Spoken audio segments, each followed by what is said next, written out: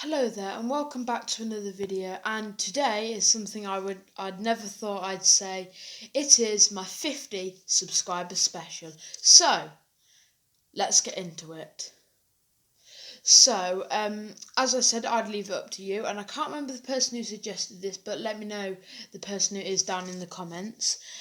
Suggested that I'd rank my favourite 50 stories, but I decided to change their idea a bit and do my top 3 doctors, my top 3 stories from each doctor. And I'll be splitting it into 2 parts. So Doctors 1 to 6 will be today, as of recording this video, which will come out on the day I'm recording this, which is Wednesday. Then Thursday will be the day that part 2 will be coming out, which will be Doctors 7 to 13. So, without further ado, let's get into it. So again, thank you for those of you who have even commented, watched, or even liked my videos. It just really means a lot. Thank you. So, first Doctor, my third favourite story is The Edge of Destruction. It's just a really nice, grounded story in exploring the TARDIS. And you get to see rooms that haven't been shown in Doctor Who since, which is really good. Number 2 is the Reign of Terror. Not the Reign of Terror. Number 2 is the Aztecs. And I like how they don't change the whole overarching history period known as the Aztecs, but they change the like the little storyline, if you get what I mean. And I like the Doctor's speech where you can't change history. I quite like that. And number 1 is the Reign of Terror. As I've mentioned, this is my favourite William Hartnell story.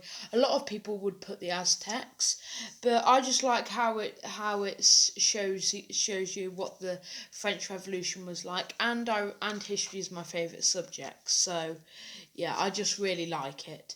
On to the second Doctor. So the second Doctor. Third place would be the War Games. My favourite out of the War Games 10-part story is part 10. I really like the exploring the Doctor's history, and I like the music in the courtroom when the Doctor enters it, and it's like those like trumpets. I do really like them, and when the second Doctor's regenerating, it's just amazing. And second place is The Invasion. It's a good Cybermen story set on Earth, and I'm not too sure on this, that it's the first appearance of UNIT. And I do like the scene where the Cybermen come out the sewers. That's a really good scene. But number 1 is the Moon Base. As I mentioned in my review of this episode, it is my favourite Cybermen story. I do really like when I think it's Jamie or Ben or Polly spray the nail varnish at the Cybermen and they all start melting. That's a really cool scene, and I like when the Cyberman just wakes up, and that's a pretty cool scene. But yeah, this really good story, and I highly recommend you watch any of these stories which I mention. On to the third Doctor. So for the third Doctor, my third favourite story is Spearhead from Space.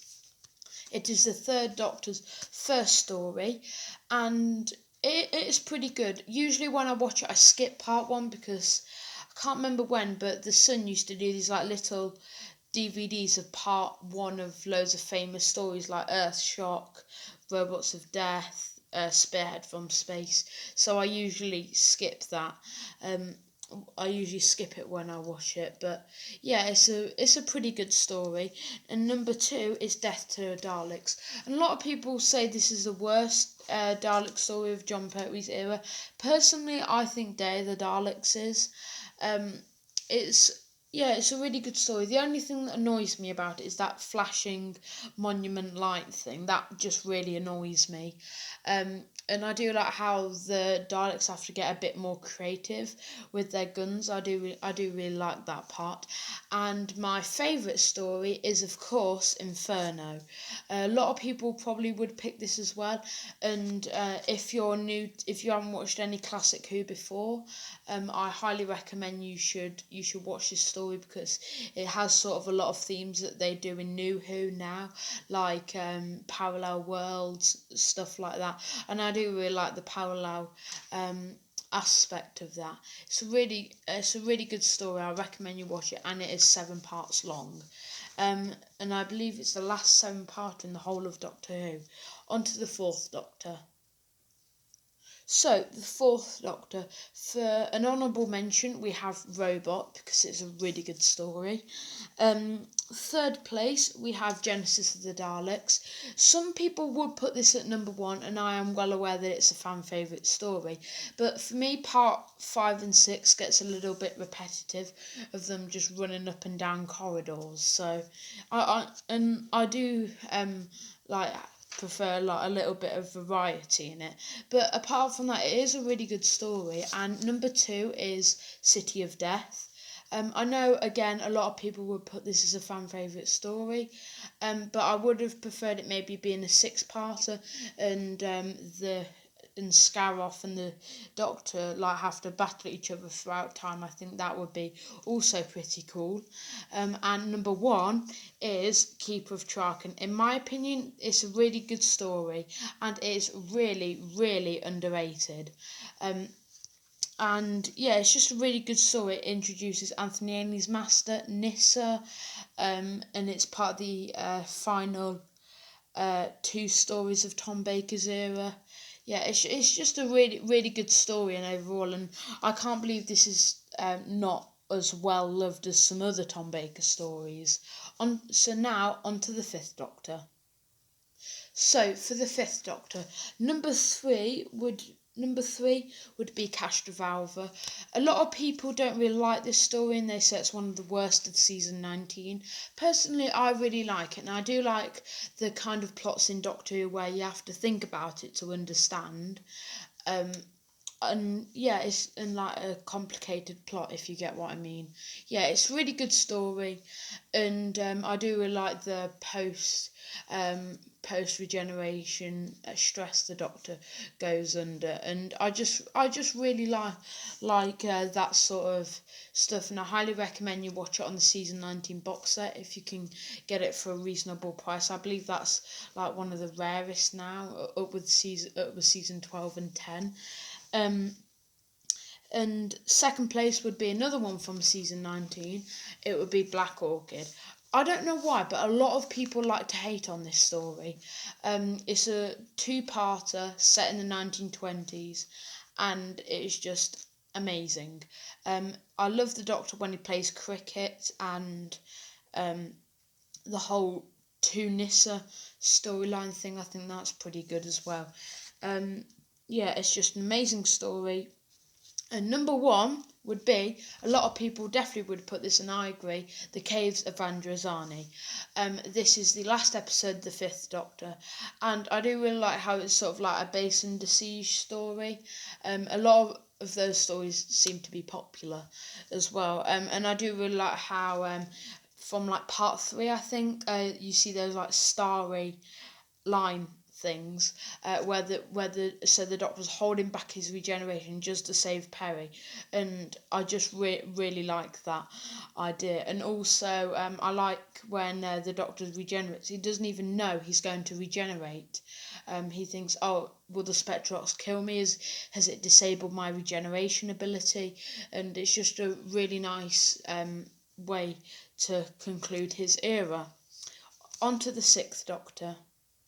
So this one was quite tricky for the 6th Doctor, because he didn't have too many good stories, but I watched all of his era that I've got on DVD / Blu-ray, and what I've got is, for number 3 is Attack of the Cybermen. It's a good one, and it was supposed to lead into the Lost season 23, which I believe you can get on the DVD and Blu-ray version of Trial of a Time Lord, where the Doctor was supposed to go to Blackpool to meet the Celestial toy maker. God, try to say that 5 times faster. And yeah, it was supposed to lead into the story, but unfortunately they had that 18-month hiatus. And yeah, it's an okay story, but I do like how the Doctor's trying to fix his chameleon circuit. And for number two, I put Terror of the Vervoids. I do really like the kind of stories like Whodunit, sort of like Robots of Death. And I do like the updated special effects of on the season 23 box set, and I believe you can get it for maybe like £50 now, because I think that's like one of the less rare ones, because people think that Colin Baker isn't that a popular Doctor, which I think is actually quite a good Doctor, and I've met him and he is so funny in person. And on to number one, we have The Ultimate Foe. I like when they go into the Matrix. It's sort of like the Deadly Assassin kind of story, where they go in and you don't know what is real and what is not real. And I like how it was revealed that the Valeyard is a darker version of the Doctor. And Anthony Ainley in it again is amazing. And I would have maybe on the season 23 box set, I know this isn't possible, but because it's already been released, but I would have liked, the regeneration scene from The Last Adventure Big Finish story. I would have really liked to see that included on the box set. Unfortunately, it wasn't meant to be. So on to the 7th Doctor. But before I go on to the 7th Doctor, that is the end of part 1. So join me for tomorrow for part 2. And again, thank you everyone for my 50 subscribers. It is absolutely amazing. And I believe we're on 55 at the moment. So here's to 60 subscribers. Wait, hold on 1 second. So everyone, raise a glass. By the way, this is water. Just saying. So everyone, raise a glass of a drink. Here's to 60 subscribers. Cheers.